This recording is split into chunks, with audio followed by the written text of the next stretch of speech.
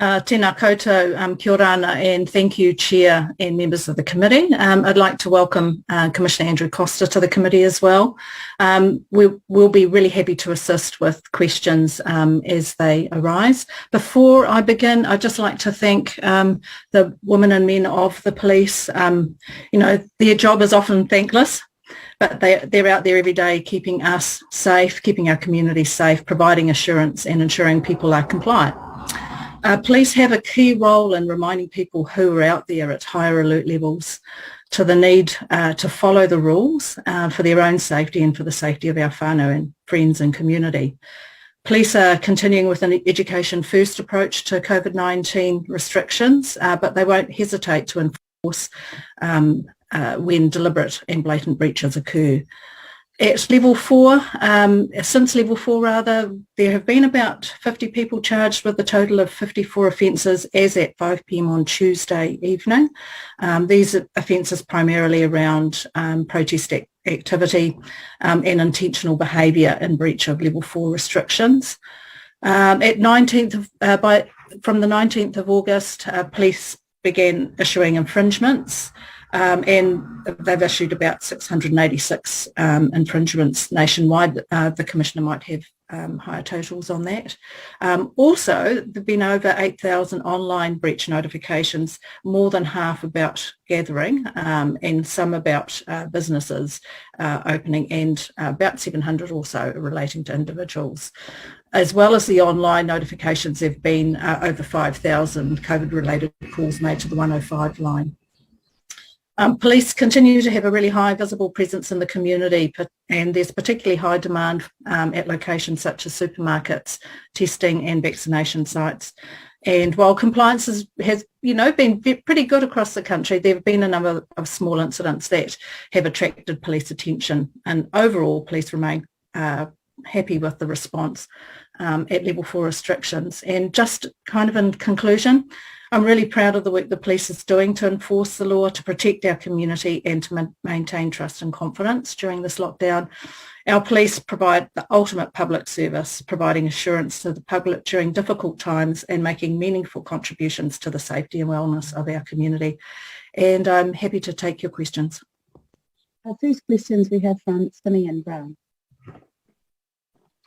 Well, thank you very much, Minister, and I too, on behalf of the opposition, would like to just acknowledge the work that the frontline officers are doing during this level 4 lockdown, working in incredibly difficult circumstances. My first question relates to the vaccine rollout, and I note that police were not prioritised, or all police were not prioritised. In fact, only police which were on the MIQ rotation were actually prioritised for the vaccine rollout, meaning about 60 to 70% of police weren't vaccinated at the start of this level 4 lockdown. And that I note that the Police Association have been highly critical of this, noting that other emergency services were prioritised but not police. And this has left a huge number of officers very vulnerable as they have to continue to work even though we're now in level 4 conditions with the Delta strain. So my question to you, Minister, is did you raise your concerns about this with the Minister for COVID-19 response, Chris Hipkins, when the vaccine rollout program was being set up? Because I think most New Zealanders, and in fact most police officers, find it frankly unacceptable.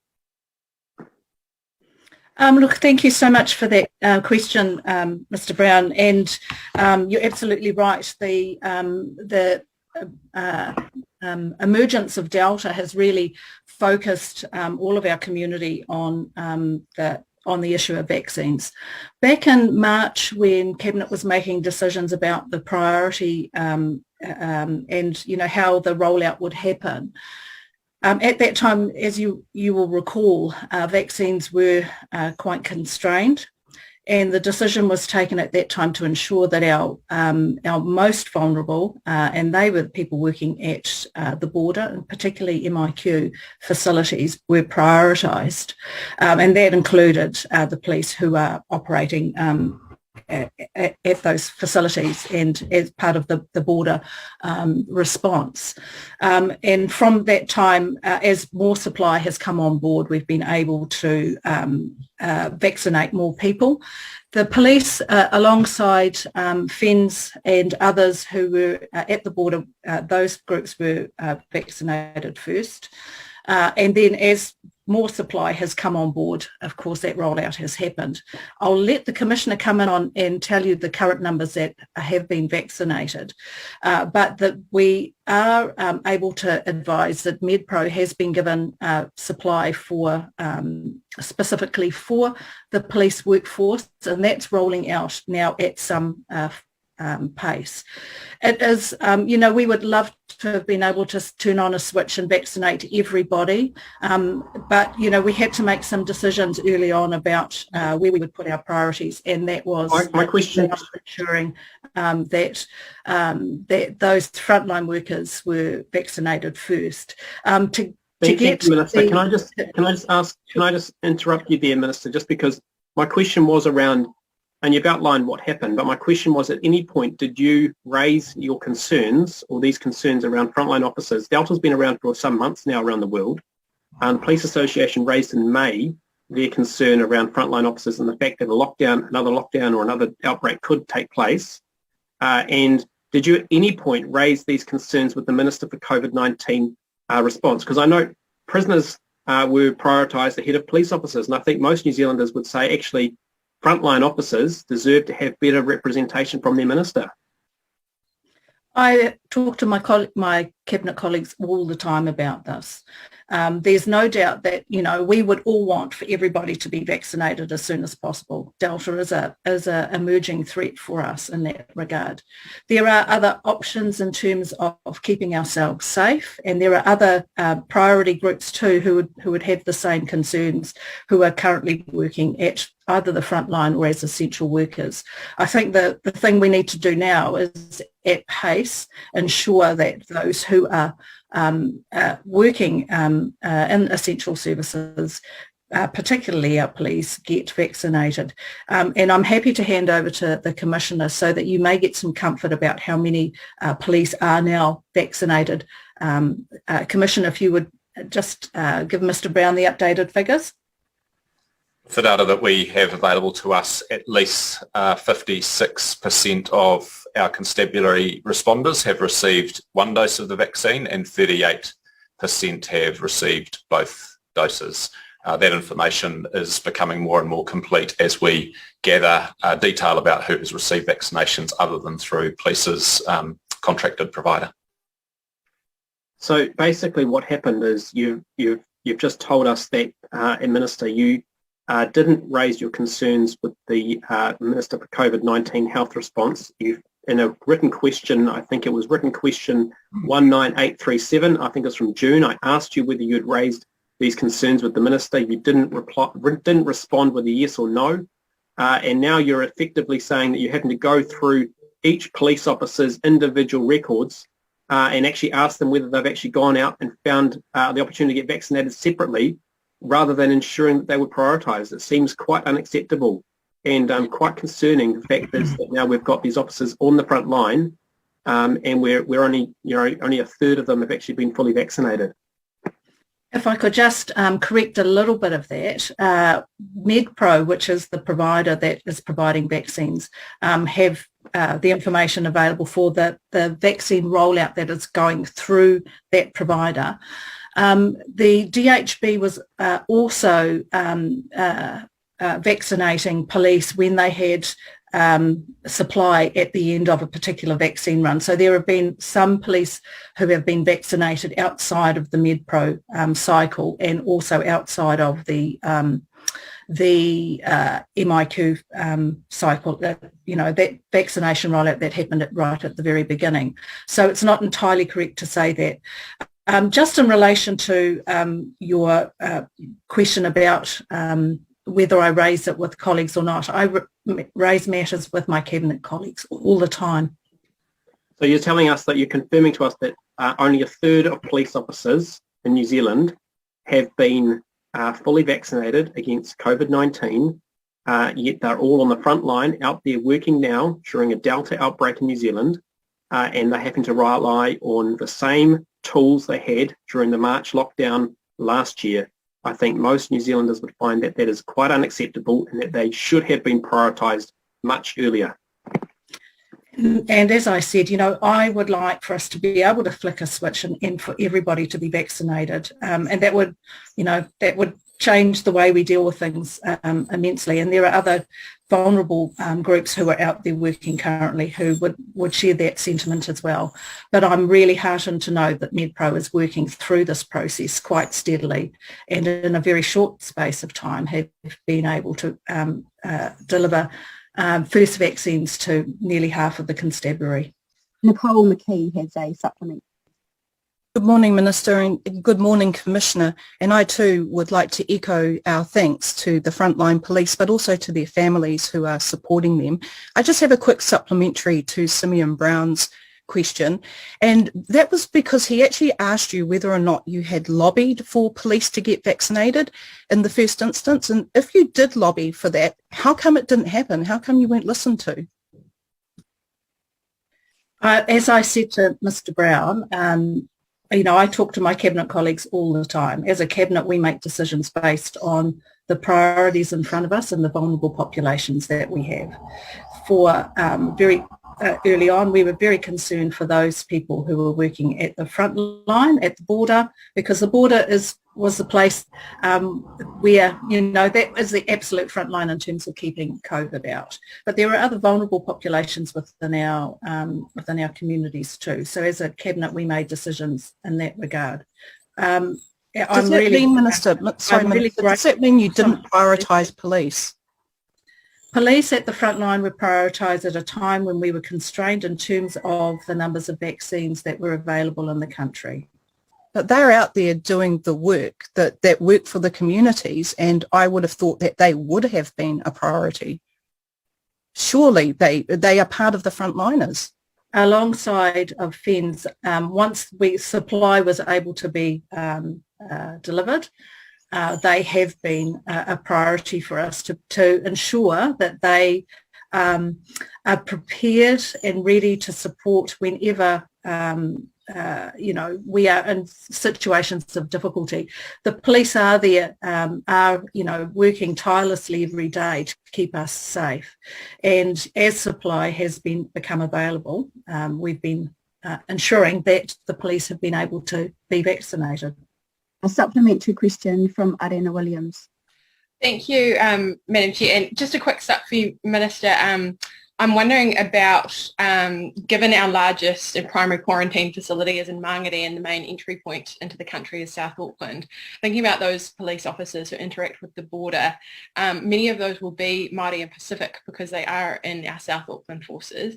Can I ask you how measures to support police and to get them vaccinated have been tailored to the families and the neighbourhoods of police in South Auckland for Maori and Pacific audience? So thank you for that. Our priorities are, the border is in South Auckland, and many of our people in South Auckland work either at, the airport or in essential services, so that they are particularly vulnerable. So those are the communities and the people that we had to prioritise, because the border is the last line of defence, really, in terms of keeping the virus out. And has that whānau-centred approach to vaccinations meant that the families of police and the communities that police are living in are being vaccinated when police prioritise as well? Certainly, and all of the workers who make up that workforce, their families as well. And that's been encouraging for us, because that large populations of Māori and Pacific, of whom are particularly vulnerable, have been able to be vaccinated. A supplementary question from Simeon Brown, and then we'll move to a new line of questioning, and Nicole McKee will be asking the primary question. Well, thank you, Madam Chair. Look, Minister, you've mentioned and you've said to us on a number of occasions you raise issues all the time with your colleagues. The simple question that this committee and I think the public want an answer to: did you raised with the Minister for COVID-19 response the need for police to be prioritised or not? As I've already said, Mr. Brown, I raise matters with my Cabinet colleagues and around the Cabinet table all the Sounds time. like a no. I think you've had an answer on that one, Simeon. Nicole Yeah, McKee. it's a no. Thank you, Minister. And Commissioner, I think this one might be for you, but Minister, I'll put that in your hands. What actions would police officers be encouraged to take if they were alerted to a group of people, such as gang members, failing to comply with COVID directions, the prohibitions and the restrictions, or breaching the Public Health Response Act by breaking the lockdown protocol for things such as perhaps attending a mass gathering, such as a tangi, over the course of the number of days that we've already been in lockdown? Obviously, any breach of the restrictions needs a good response, and that includes gang members, particularly gang members. Obviously, tangi are a very difficult area, and I'm not quite sure the specific instance that you're referring to, but we will work very hard to ensure that these gatherings don't occur, and then we will intervene appropriately depending on the circumstances. So would you look to break up a tangi, or not so much as break it up, but actually go there and advise people that they need to leave a mass gathering such as a tangi? And I know that it would be in an emotional aspect for a lot of people, but I just wonder whether a response to gangs would be different to a response to any other person having a funeral or a tangi. Look, any gathering at the moment represents a risk to the public, and so we need to take an even response to that. You'll have observed in relation to protests that we have moved to enforcement much more quickly. We gave people a fair opportunity to disperse, and then, you know, we did what we needed to, because Delta is a different situation than what we've had before. So, you know, tangi are a gathering, and if they're too big, then it causes, you know, a major problem. So obviously it's the most difficult kind of gathering that we will respond to given the circumstances, and we will try and be as sensitive as we can be whilst looking after the public health interests. It's always a balancing act. Okay, and have there, or are you aware of any such gatherings by gang members over the lockdown period throughout the country, whether it's just them congregating together or whether they have been associating for funerals or tangi? I'm not specifically briefed on any incidents that fit that criteria. That's not to say they haven't occurred, but I don't have any that I can speak to right now. And just moving topic a little bit, but not quite, it's just going into about people actually being out and about and the police enforcement. My question is, how would police deal with someone who's fishing or gathering food under level 4 lockdown? Like hunting? There are some provisions for customary rights in relation to food gathering. Those are very narrow exceptions, but for the most part, it's not a permitted activity to go hunting at the moment, or fishing, because of the risk associated with those activities and the risk of a rescue being triggered. So we have to work through individual circumstances, but that's the general rule. So what do you regard, or what do you screen as being customary? What's customary? I'd have to, so these are provisions within the order, and I'm not able to give you a strict sort of legal interpretation of that right now. We'd have to come back to you with an explanation, but the order does make a narrow provision for that. Yes, would you please... Sorry, Nicole, there's 3 others waiting for SUP, so Rawari Waititi has been supplementary question. Thank you, Madam Chair. Kia ora, te minita me te komihana hoki. Can the Minister guarantee that Māori exercising customary practices such as kai gathering in rural communities will not be interfered with by the police or the Crown entities? As far as, and I'll let the Commissioner come in on this afterwards, as far as not being in breach of the requirements of level 4, which will be around, breaking bubbles and the like, I'm sure that there are provisions to be able to gather kai. The last thing we would want is to restrict people from being able to feed themselves during this time. But the Commissioner might be able to speak more broadly to that. There is, as I've said, provision in the order for customary rights to be exercised. It is quite a narrow exception, and so we would want to check, obviously, when we come across people who are doing activities that on the face of it might be in breach of the order, to ascertain whether they fit that exception. So you can expect a conversation would occur, but obviously if it's within the bounds of that, then people would be free to go about their business. Would the police use discretion, Commissioner, when it comes to iwi, rural iwi like Tūhoe and Te Whānaupanui and Ngāti Pro, and even the community I live in is an hour and a half away from the nearest supermarket. That's a 3-hour turnaround, also 2 hours to the next town. Is there discretion that the police will use in a situation like that? Discretion is always part of us exercising our powers. The provision in the order is that customary rights to fishing and food gathering may occur if it's done in an outdoor place that is readily accessible, including by using a vehicle from their home or residence. So that's context dependent, obviously. If you're an hour and a half from a supermarket, then half an hour to do something else is probably in the bounds of reasonable. But I don't want to legislate from here. We take each situation on its merits. Supplementary question from Emily Henderson.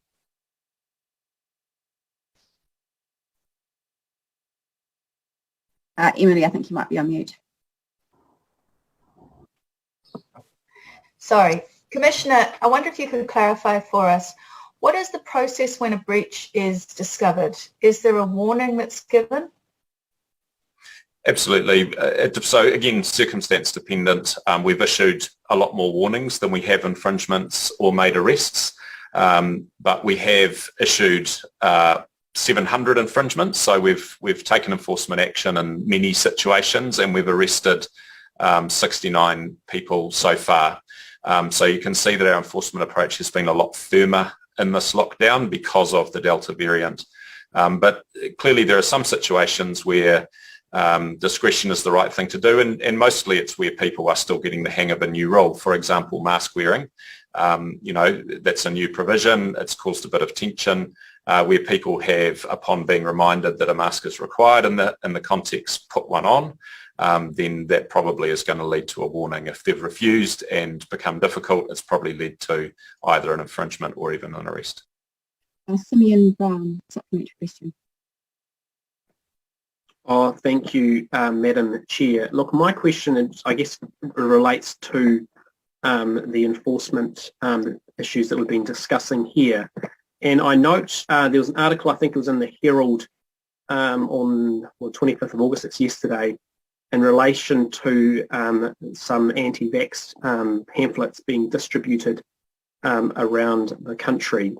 And police, I guess the question is to the police commissioner, that said in the article, police had a responsibility to maintain compliance of the health order, and that, quote, police would be interested in any information that is able to be provided about who is involved, end quote. My question is, I note that there's been media reports of Labour Party pamphlets also being distributed during this lockdown, and I was wondering whether you're also looking to investigate that. Is that a question for police in a pandemic, or is that a partisan jab?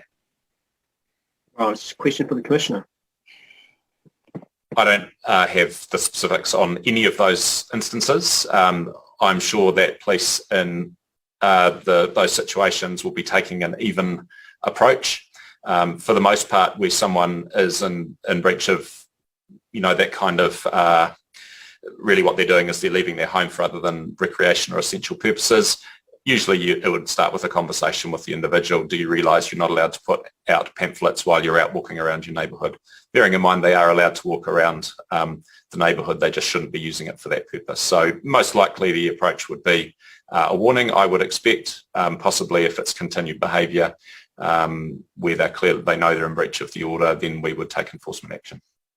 Okay, I have a supplementary question from Simon Bridges, and then I'll move to a new line of questioning from Rawari Waiheke. It wouldn't be a good look, though, would it, Commissioner, to be prosecuting crazy anti-vaxxers for pamphleteering and not also investigating now a number of breaches by the Labour Party for delivering their pamphlets during lockdown? We need to bear in mind these offences are committed by individuals, and we deal with each case on its merits, and we will take an even approach to our enforcement based on the circumstances. Primary question. Thank you, Madam Chair. What resources has been committed to community checkpoints and roadblocks to prevent inter-regional travel under level 4 in order to take the strain off rural Maori communities who were forced to leave checkpoints in 2020? We've put a lot of effort into checking travel through this lockdown, and that has included deploying additional staff into areas where the existing resourcing may not enable checkpoints to be operated. So that has included areas like the East Coast, it's included areas like Northland. We have had ongoing dialogue with iwi and iwi leaders about their community concerns, and for the most part there has been good agreement that it's best to let police do this activity and not increase the risk of transmission back into those communities by having community members out on the street, and we've appreciated that cooperation. We know that there have been concerns about people travelling from Auckland particularly into certain areas, and that a fair bit of that travel occurred before the order came into effect. And so in our debrief of this operation, we will be thinking about what are the options to prevent travel from occurring before the order is activated. That's a perfect segue to my supplementary question. So when the Prime Minister announced the level 4 lockdown last Tuesday night, families were given 48 hours to travel home, which left Auckland borders open for a critical first 24 hours. Is the Minister aware that the 24 hours, hundreds of Aucklanders fled north to their beaches, and thousands more followed in their camper vans and caravans? By midnight, the main highway into Whangarei was lit up for miles by Aucklanders fleeing their city. How was this allowed to happen in an uncontrolled way with no checks to protect rural Maori communities? Yeah, we are aware that there was some movement out of Auckland, and that's, frankly, not a great thing for Aucklanders to be doing, considering the border is in Auckland itself. We had to be able to allow people to return to their homes. That was the reason we had the 48-hour period, to allow people to travel back to their homes. It's very difficult for us to stand something up quickly to be able to prevent that kind of movement. And we really rely on the team of 5 million to do the right thing. By and large, they do. This has caused concern for those communities, knowing that people have exited Auckland, potentially taking the virus to those communities. And I'm sure if we were able to identify them, that investigations would occur, would happen to make sure that they were made well aware of what they were doing. But it is unfortunate that that happened. However, we did have to provide for a period of time for people to return to their homes. That question was specific to those who actually travelled out that weren't living in Northland, and we know those batches are full of people right now, and the harbours are full of boats.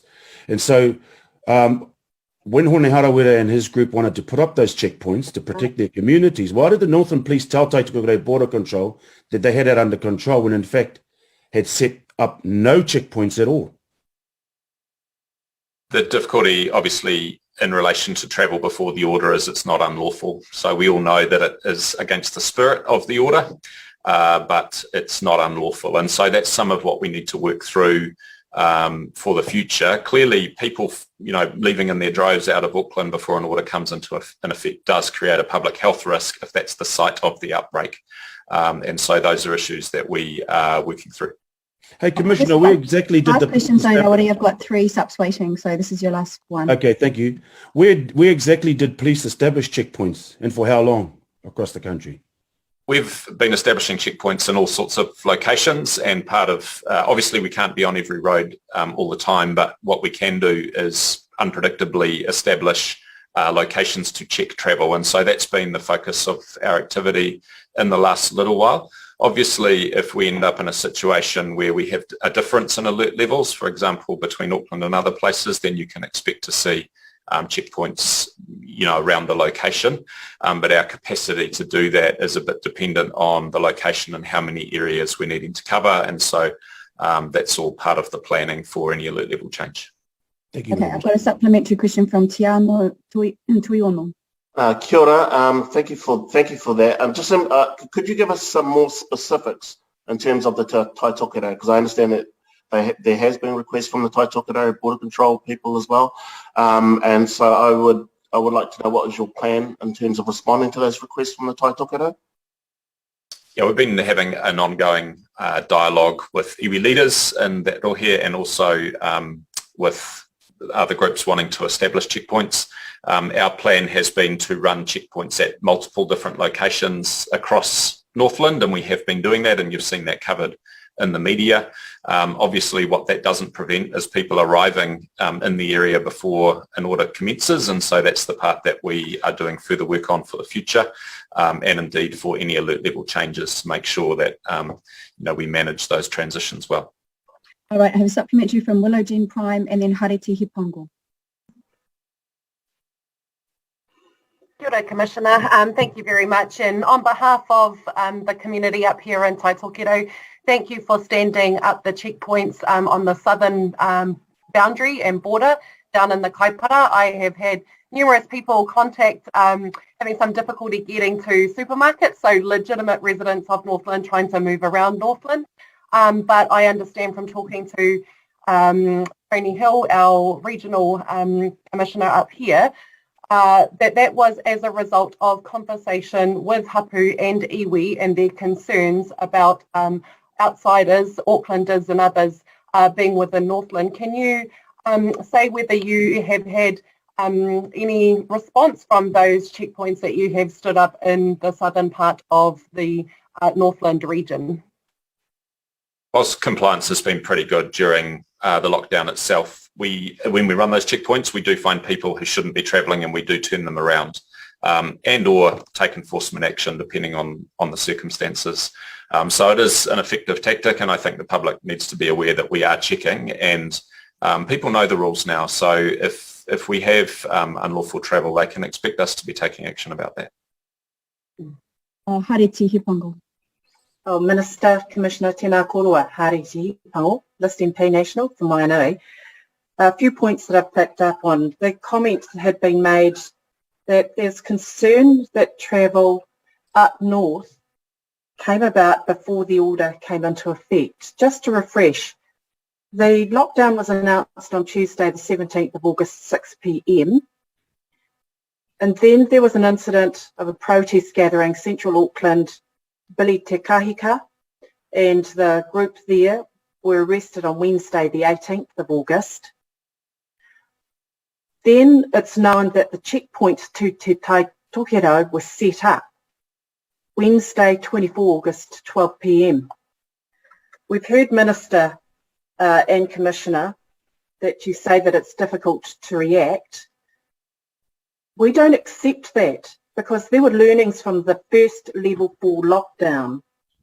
So my question, Minister, noting that the instructions are issued from on high, Commissioner enforces operationally, why have the learnings from the first from the first lockdown, level 4, not been taken up to react in a timely, responsive way this time round?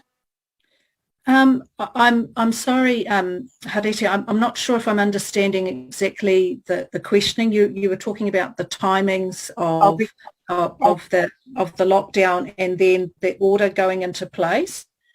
No, my question, Minister, is from the learnings of the first lockdown, level 4, I don't accept that the government says that it's difficult to react when there's been those experiences from the first time. Why has there been a slow responsiveness yet again from the government to affect operationally on the ground the checkpoints along with everything else? I don't accept that at all, Hariti. I think to be fair, I think the response and the reaction on the ground is saying to the government, we're not getting the expediency of the responsiveness that we need, not just with the vaccinations, but with the checkpoint setups. And I gave an example. Priority was given to dealing with the protest group in central Auckland. We've heard in the line of questions, tai tokerau, slow response there. Why is that, Minister? No, I don't accept what you're saying, Harete, is my basic answer to that. Well, with respect, if you can imagine when... Can I just intervene? Harete, you need to ask another question. You've asked it 3 times, so you need to ask it in a straightforward way. I have asked I've got one more up from Simeon, I believe. I will ask again. Why is there a slow reaction and responsiveness from the government to the concerns of our people on the ground? Yeah, and if I just, excuse me, Harete, if I could just have a minute to just get my response to that. I understand what you're saying, but I disagree. We gave the intention for a lockdown. Our expectation is that people abide by that. There have been groups of people who haven't done so, but by and large, most people have been fantastic in their response. It's not easy. None of us have wanted the country to be thrown into a lockdown. We don't find these things easy. But I do not accept that the government has been slow to respond. And I certainly don't accept that the police have been slow to respond. We had to have a window of opportunity to allow people to travel home. That's the compassionate thing to do. We can't let people isolate in areas that are not their home. So that's what happened. Now the police are not, in my view, there to block off. They're there to respond to the needs of those communities. And given we had a couple of days to allow people to move back to their homes, and then the police were able to do their work. The issue that you raise about protest is a clear breach of what we expect during level 4 lockdown. This is, so gatherings, breaking your bubble, all of those things we know from last time as a team of people in this country what we should and shouldn't be doing. So, I do not agree with the premise of your question. Minister, thank you for your response. It's clear that you do not agree. Harete, no, we need to move on. I'm sorry, Harete. My last question, please, if I may. No, I'm sorry, Harete. We've got 3 more primaries awaiting. So I have, Simeon, can I just check, is yours a supplementary or a new line of questioning? You're on mute. It's just a quick supplementary, but look, I'm happy to move on.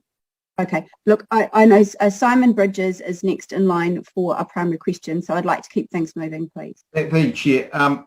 There's been over 40 lockdown protest arrests, where the police moved very quickly on those. Succinctly, what was the strategy and what is the strategy in relation to lockdown protesters?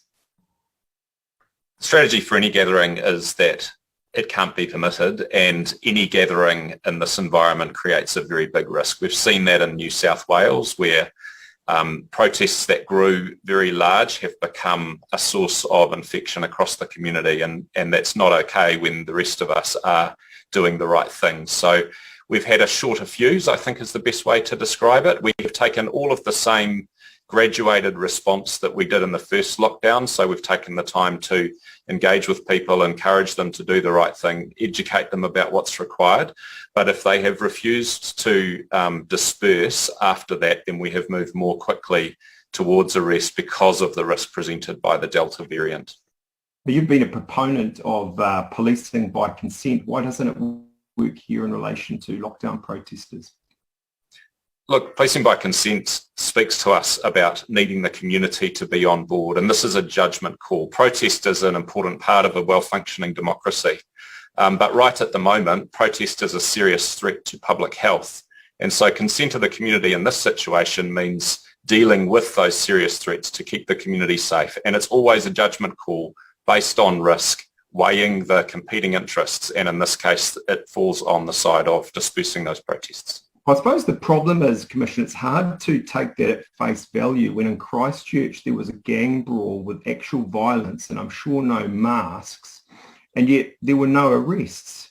Whereas here you've got, and don't get me wrong, they may well have deserved to have been arrested, but wacky protesters, and you've got 40-something of them who are charged and summoned. I'm really happy to come back to you on the Christchurch gang situation. I can't speak to what has happened in the investigation subsequent to that incident. Bear in mind that that kind of situation plays out in a space of minutes and people are often dispersed before police even get there. The protest situation was a sustained gathering, which seriously increases the risk associated with it. And as we've seen, particularly in Australia, those protests can grow to a scale where you have hundreds of people, which then become uncontrollable. So it's all down to the circumstances. And I presume you had, in fairness, intelligence in advance in relation to those COVID lockdown protests. What monitoring of social media do the police do regarding COVID-19 matters? Obviously, the internet's a very big place, and so we can't cover it all, but we do our best to scan for potential risks, and obviously protests are a known vector for transmission, so that's a place where we will pay attention.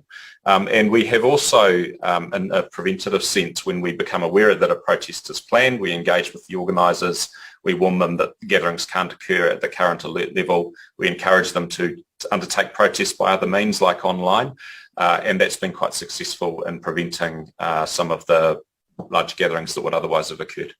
Are you specifically, or your force or staff rather, specifically monitoring online vaccine skeptics, COVID-19 disinformation? We're not targeted on any particular group so much as on protest activity that might lead to gatherings. So clearly, there are lots of causes out there. Most of them in lockdown realise that now isn't the time to protest, but there are some groups that persist, and where that occurs, we'll deal with it.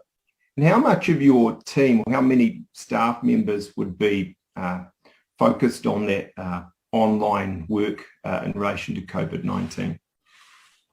Only a relatively small number. Obviously, technology allows that sort of thing to be done reasonably efficiently, but we need to bear in mind there are lots of things that we can't pick up on the internet. There's such a lot there, but we have been successful so far in preventing big gatherings, and that's keeping us safe. Do you know how many arrests there have been in relation to COVID-19 related matters? Specifically, I'm just trying to get a sense. We know there's. I'm just trying to get a sense of, look, the bulk of it is fundamentally those protesters. Excuse me. The protests are COVID-19 related arrests. Yes. The point isn't really that they're protesting. The point is that they're gathering. And so there have been other instances. We've had some arrests connected with, aggressive refusal to wear masks inside a supermarket. We've had a range of situations, but most people, when spoken to by police, do the right thing and adjust their behaviour, and it's only where people don't that we've had to move to arrest.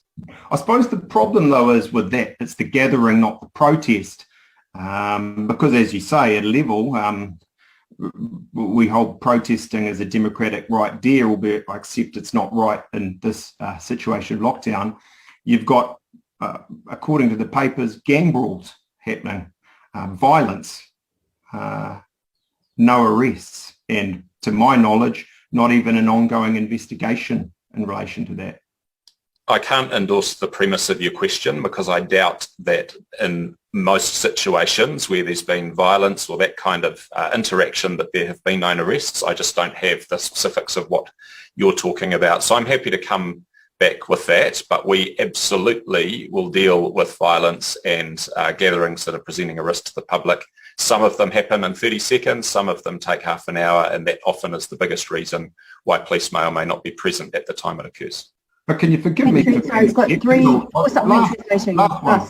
Can you forgive me for being sceptical about that, Commissioner, when the gang brawl, and that's the words used, was in basically every media everywhere, The stories, to my recollection, made clear police did investigate, but nothing happened.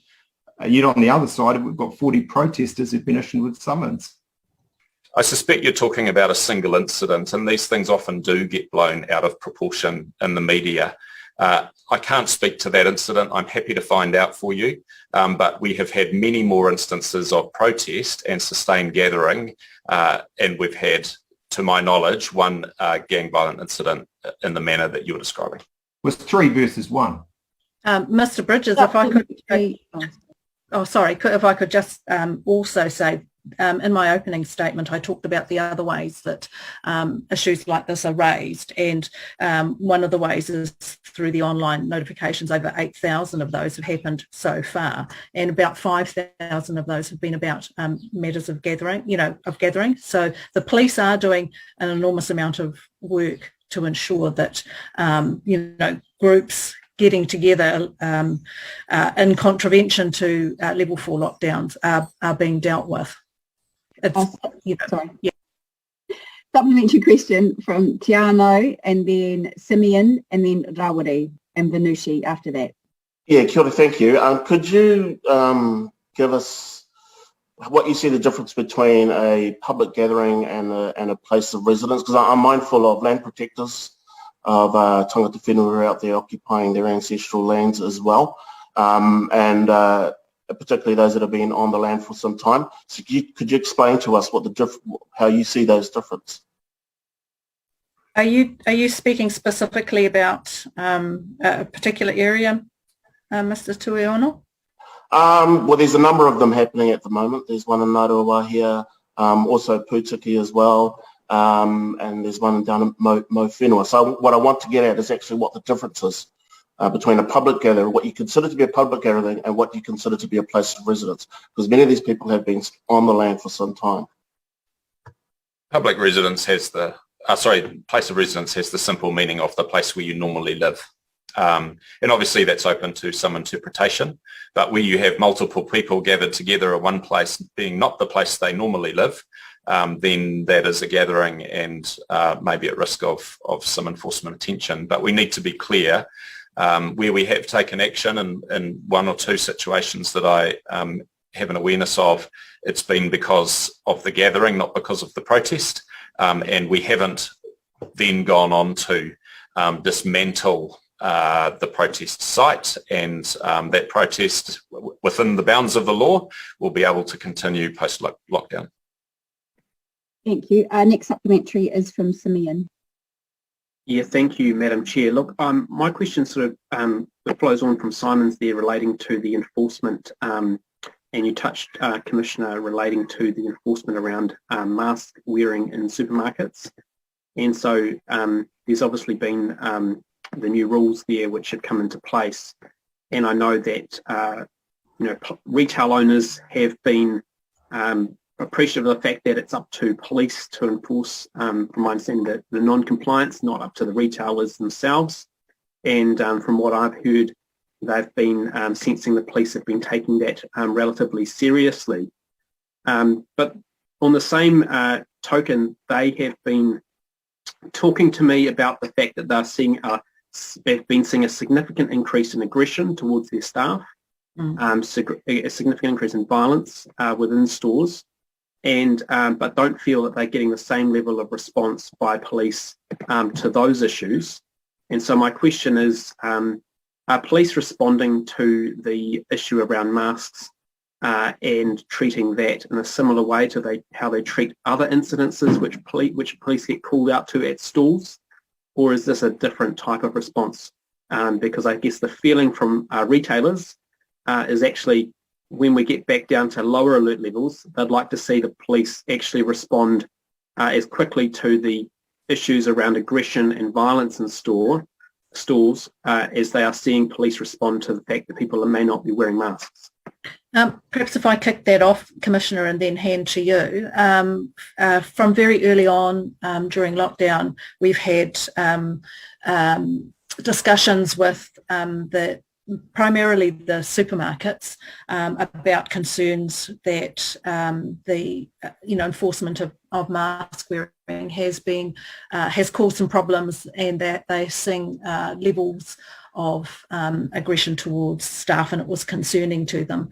The police have been doing a great job at responding, but in ways other than just responding to those matters raised by the supermarkets, actually doing reassurance visits to not just supermarkets but other places where people are anxious, such as testing and vaccination sites.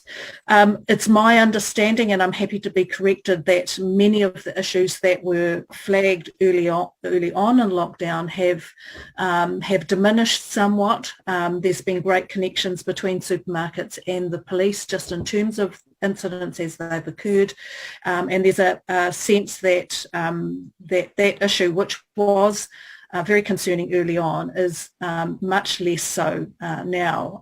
So, I think that's been because we've had some good conversations early on with those groups about what their needs are, and police have responded accordingly. Would that be a fair summation, Commissioner? Thanks, Minister. We've undertaken 7,500 reassurance visits to critical services or essential services since the lockdown started. So we are very actively engaged in that. Obviously, during times like this, our core demand is less, and so we're able to be more focused on COVID-related activity, and that's enabled us to do those kinds of visits. We always aim to respond to situations where there's aggression or violence, but obviously at all times we need to prioritise, and it's according to our capacity. We do know that we need to work closely with retailers, and we have work underway to further enhance the way we can support them in the long term. Yes, I guess my question there is, Minister and Commissioner, is the fact is that you've done 7,500 reassurance visits, and retailers are seeing far more of the police now, which is great in one sense, but once we go back down the alert levels and masks aren't required to be mandatory in supermarkets and in shops, they're seeing an increase in aggression and violence over broadly, not just relating to mask wearing, but just broadly over the last couple of years. And what they're telling me is that they don't see you very often, and that the enforcement is not as good as it seems to be at the moment. I think you're stretching that. It's not in relation to COVID response, I think. Well, the question is, are police going to continue, are store owners and shop owners and retailers going to continue to see that support that they need? We're very committed to supporting business operators, and that's evidenced by what we've done through the lockdown. Obviously, it is according to our ability to respond in relation to all of the demand that we have.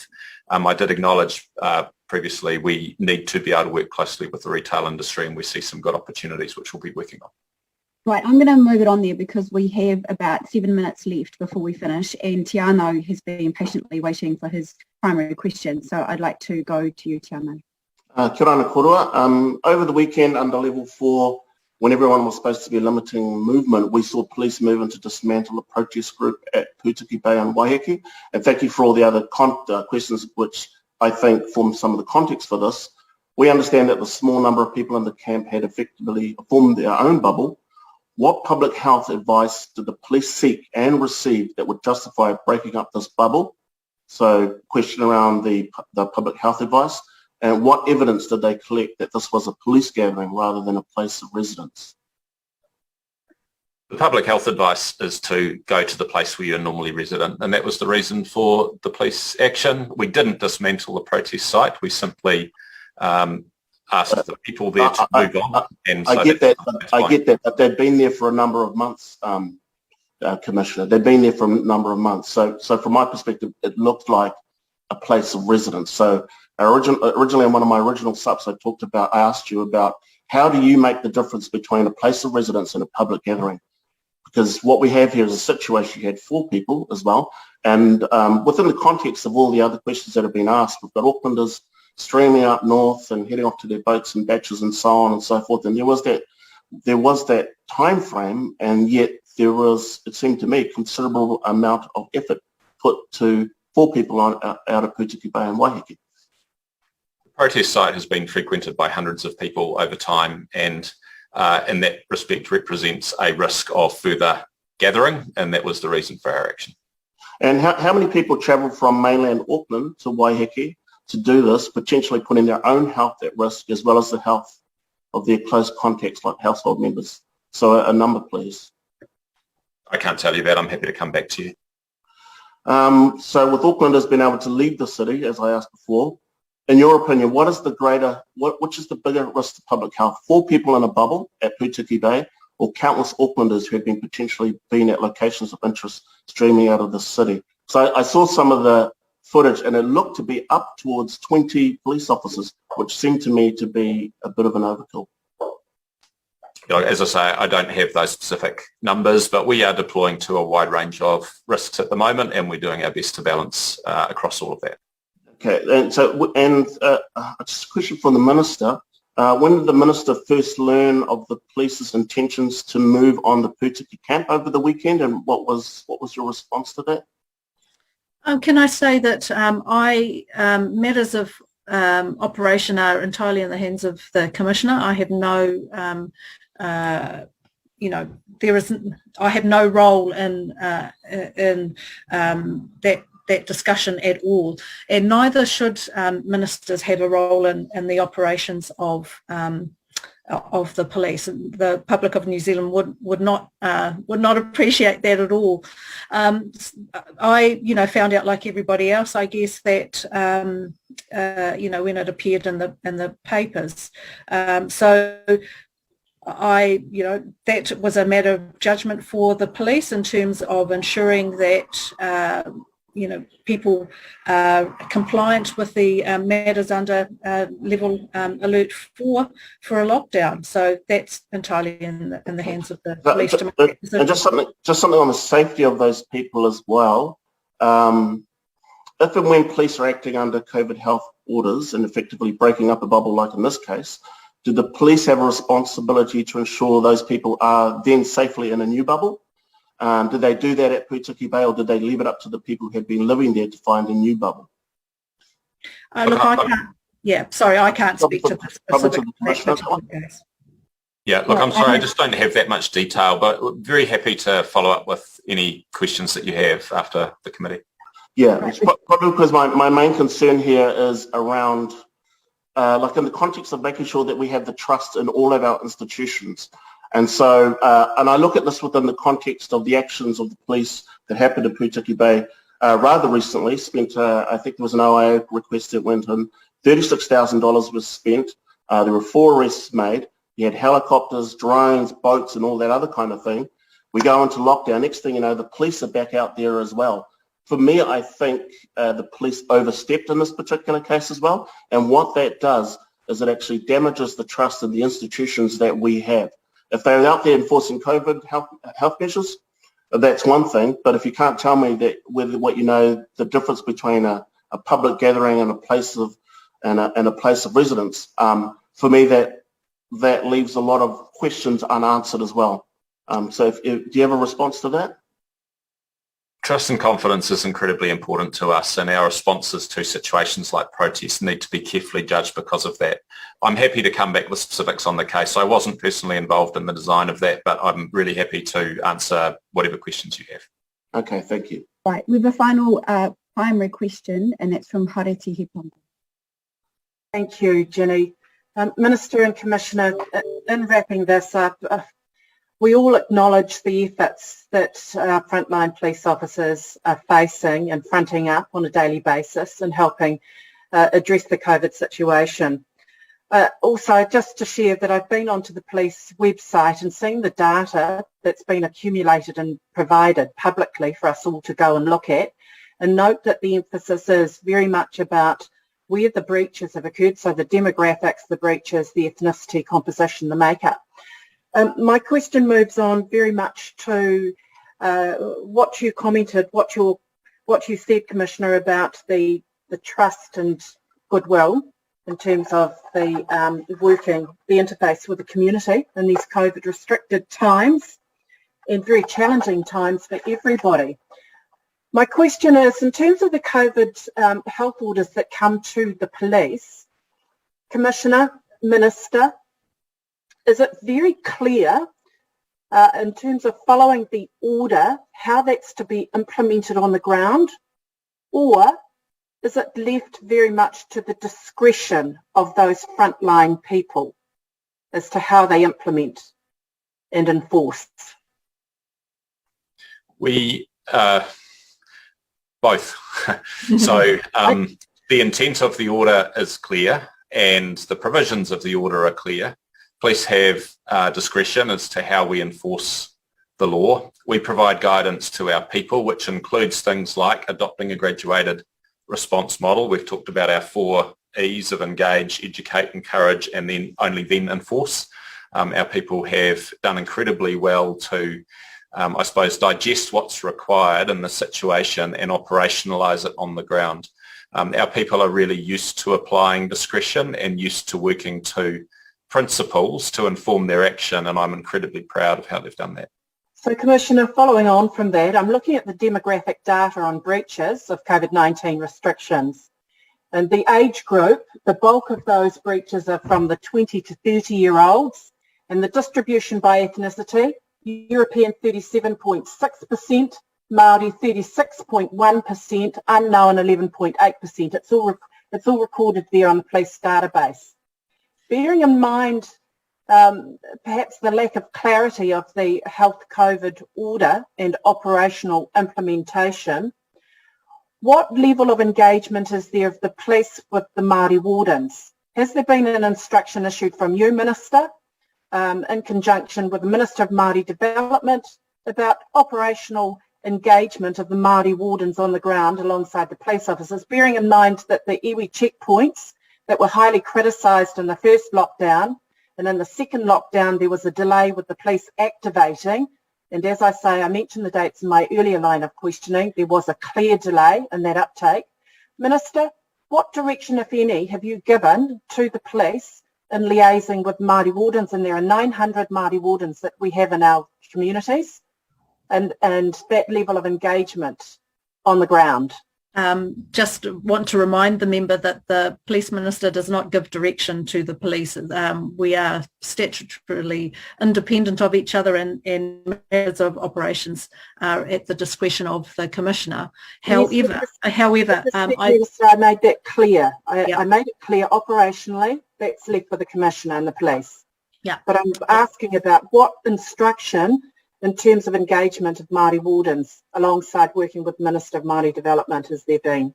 Yeah. Can I say that in the course of discussions at Cabinet, the matters of who could be involved in supporting these things has been discussed, and you know, as I say, it's all very situational, and it will depend on those communities that we will be engaging with at the time.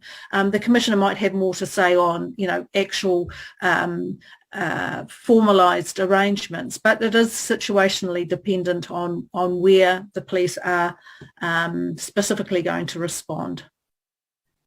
Yes, we have close working relationships with Māori Wardens right across the country, and they deploy with us on a weekly basis for things like the safety of our communities on Friday and Saturday nights, out there engaging proactively with people who are out and about. So it is a very strong relationship. You'll appreciate that now is a slightly different time. We're facing an increased threat from the Delta variant, and we have been quite careful in our engagement with volunteers to not put them in a position where they may take the virus back into their communities by the exposure that they might have out in public. So we have had less involvement of volunteers this time round than last time round. That's regrettable at one level because we recognise the strength of those partnerships and what they can bring, but we've been taking a pretty conservative approach because of the nature of a Delta outbreak. And thank you, Commissioner. My last question, which follows on from that, you've identified that on the ground, the police fronting up and dealing with it, and less inclined in many instances to call on the community responsiveness interaction. How long is it expected that the police force will be presenting and guarding MIQ facilities, which does have a drain and a strain on what your numbers are on the ground with the community.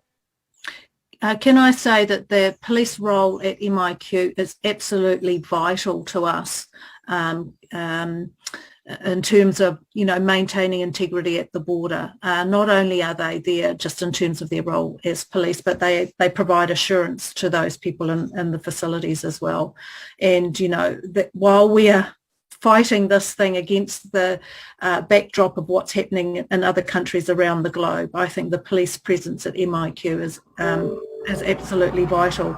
And I just want to send out, a huge mihi to not only those police, but the other members of our police across the country who are doing an absolutely sterling job. But it's not easy. MIQ is the frontier, it's the border, it's the place where we have the most risk, and it will be the place where in times of most distress we turn to our police. So I'm so pleased and happy that they are there. And Minister, how long do you No, I'm sorry, Hareti, we're over time now and we have 2 more supplementary questions. So first to Venushi Walters, and then the final question for the session will go with Nicole McKee.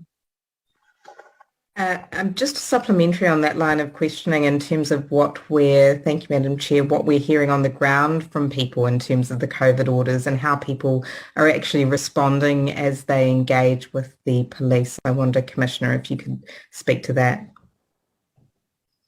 Thank you. We're incredibly pleased with how this lockdown has gone overall. Firstly, we've been able to slot into a really good rhythm in terms of our response, and that's going very smoothly. We're also really delighted with the way the public has stepped up, and it's easy to get a bit fixated on breaches, but we need to remember that with the size of our population, they're absolutely around the margins, and so we're confident of our ability to deal with that, and we really appreciate the way the public's responded. Thank you. And final question for Nicole McKee. Thank you, Madam Chair. Commissioner, what consistency is there amongst the officers who are trying to enforce the COVID orders around Section 16E, which is about going out there to exercise? We're hearing stories, for example, down in Wanaka about police putting messages under car window wipers saying you can't drive your car when obviously you can for certain reasons, as well as a man being told he couldn't exercise at 2 o'clock in the morning, he had to go home. So there's some inconsistencies with the way that it is being enforced around the country. Does every police officer have a copy of that order, at least Section 16E? And are they being trained in how to go about enforcing that, or is it all just, up to them with whatever they think is right? As I said, I'm really proud with the way our people have operationalised in a pretty dynamic situation. We provide regular operational instructions out to our people, which is really about helping to fine-tune their understanding of the order and how it's applied. In relation to the Wanaka situation, my personal view is they were doing exactly the right thing, which was you had people exercising, going for extended tramps or other potentially risky activities that are outside the bounds of the order. So you're allowed to drive a short distance in your own neighbourhood to exercise locally, not to go up into the mountains. And so I fully support the actions of those staff. And, we have 10,000 officers with thousands of interactions. We're not going to get absolutely everything perfectly right, but I actually think they're doing an incredible job. Thank you. Thank you very much. Look, we've just been given the hurry up because another select committee needs to use the parliamentary TV channel. So we've gone over time slightly, but I would just like to briefly take the opportunity of thanking both the Minister and you, Commissioner, for coming to the committee and answering all of our questions today. And I'd like to say a special thank you for the Police Service in New Zealand for everything they've been doing over the last couple of weeks. Yeah, thank you. Thank you, Madam Chair. Thank you, Committee. And I echo those sentiments. Thank goodness we have such a fantastic police service.